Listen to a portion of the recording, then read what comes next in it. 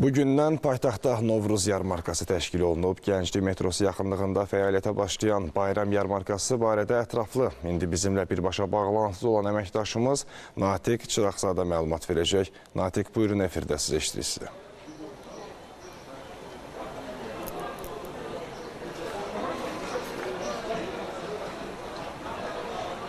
Bəli, bu ildə tarixi əhəmiyyətə malik olan milli bayramlarımızdan biri Novruz münasibəti ilə Kənddən Şəhərə yarmarkası təşkil olunubdur.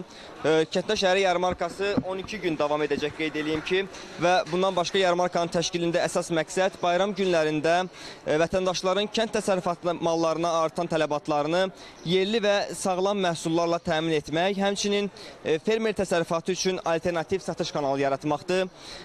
Gənclik metro stansiyasının yaxınlığında keçirilən yarmarkanın isə əsas üstünlüklərindən biri məhz məhsulların fermerlərin özləri tərəfindən, baxın, gördüyünüz kimi satışa çıxarılmasıdır. Onu da qeyd edeyim ki, yarmarkada Qida Təhlükəsizliyi Agentliyinin səyyar laboratoriyası da fəaliyyət göstərir ki, bu da xoşagəlməz halların, müxtəlif qida zəhərlənməsi kimi ehtimalların qarşısını almaq məqsədi daşıyır. Gördüyünüz kimi, yarmarka çərçivəsində müxtəlif təyinatlı kənd təsərrüfatı məhsulları birbaşa fermerlərin özləri tərəfindən deməli vətəndaşlara təqdim olunur.